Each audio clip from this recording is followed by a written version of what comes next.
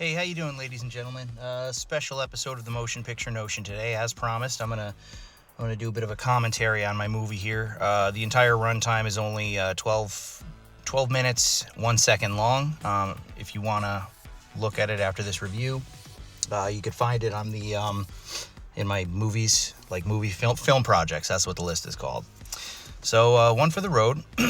It's actually a miniature sequel to Salem's Lot. The original short story was only 17 pages, and it was a dollar baby. So I got the rights from Stephen King for a crisp dollar, and I gave it my shot. Here for the opening credits, you got Carl Casey doing the music, and it was absolutely perfect. I was going for kind of like a John Carpenter-y vibe, so one of the things that actually worked about this project was definitely the soundtrack. Honestly, most of the flaws, I would say, are in the first half. The project overall is, sophomoric in the sense that, like, if I were to enter it into a serious film festival, I'd get destroyed by somebody else. But yeah, I'm definitely happy I did it. All right, so here's exterior shot, and the characters are Booth and Tookie. I'm Tooklander, Herb Tooklander, and Booth is being played by my brother J. Michael Figs. This gentleman is not a character from the book. We named him Wes, but he was actually the gentleman who graciously agreed to meet us at like the ass crack of dawn so that we could film at this bar. Which, by the way, if you ever go to Mystic, definitely check out the Daniel Packer Inn. All right, and here's Kev playing Lumley.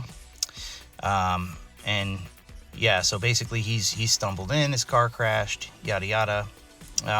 Initially in the book, it was supposed to take place during a huge blizzard, and he came in and he was like frostbitten and stuff. So to kind of get around that, because it was going to be a major pain in the ass, look, there's the script on the table there. You see that? It's a little mistake there.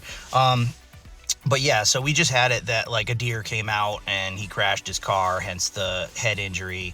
It was funny because after we filmed this, Kev was basically saying like, I don't know, man. Like I feel like I wasn't, really comfortable with the lines. Like my acting was a little wooden. Honestly, I think it kind of worked because he looks like he had a head injury, So one thing that you might notice is the difference in sound. I tried to do sound editing to grab audio from other clips and put them into others because there was a ventilation system there that you can hear louder in certain cuts than in other ones, and that was kind of me being careless. We were allowed a second night to go back and refilm, but I was so happy that we got it done. Plus it was a little complex. We had to stay in a hotel in Mystic, and it was a pain in the ass, but we had that second day, and the fact that we didn't take it, that is my fault. As a director, like we should have gone back, regrouped to the hotel, examined the footage, seen how we liked it, and then gone back and made any tweaks here or there. But yeah, one overarching problem was the sound. My brother J. Michael Figs there is a very natural actor. He's probably the best part, honestly, of this movie. My acting's even a little wooden in parts. It's been a while, but hey, what are you gonna do? I liked this story because it was very tight. It was very simple. It's only a small amount of characters. Essentially, yeah. So what's going on here? So I lost my train of thought.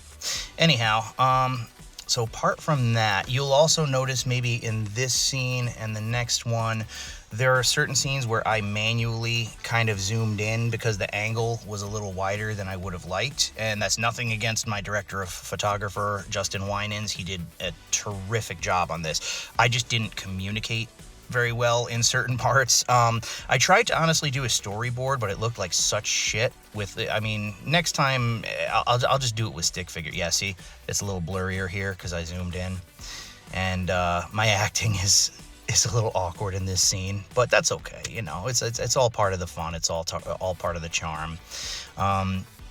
Now, when we got to the Daniel Packer Inn, this guy, Rob Wiley, the guy who helped us out, was so cool. He went like above and beyond, and he actually put like curtains over the windows. If you see right behind my brother's head there, okay, it's actually light out at this particular moment. And I think that coming up soon, you're going to see, so keep your eye on that window. You'll see somebody pass by it.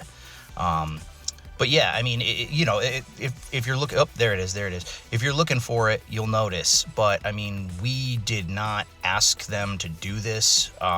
They let us film there for free, which was really cool. We had to sign a contract, of course, because, you know, I mean, God forbid we screwed anything up or one of us got fucked up there. You know, they didn't want to have any liability, or if there was a copyright issue or something like that.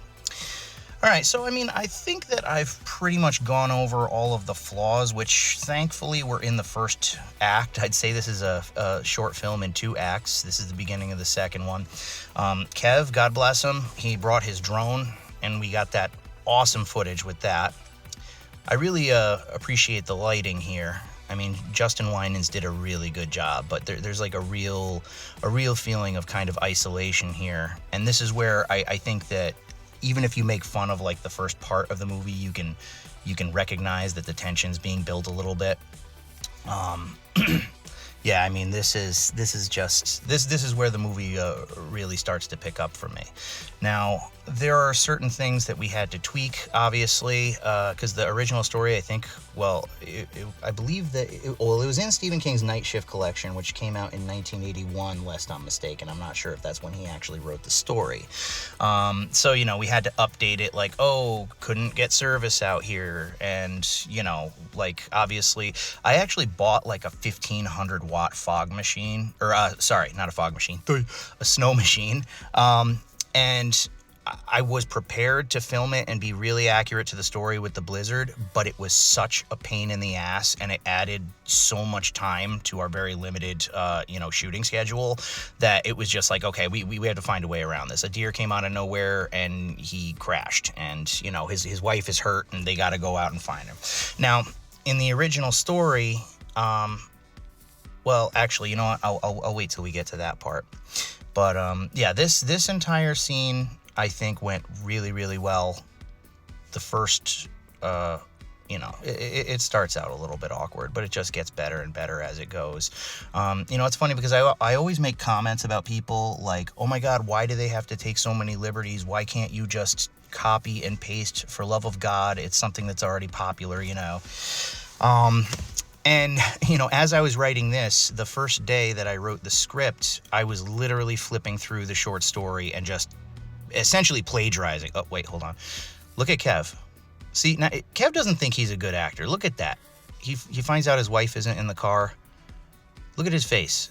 He's a better actor than he gives himself credit for, definitely. That's actually my wife's Subaru.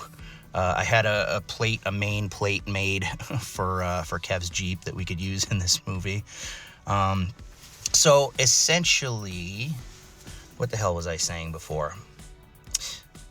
Yeah, we tweaked a few things.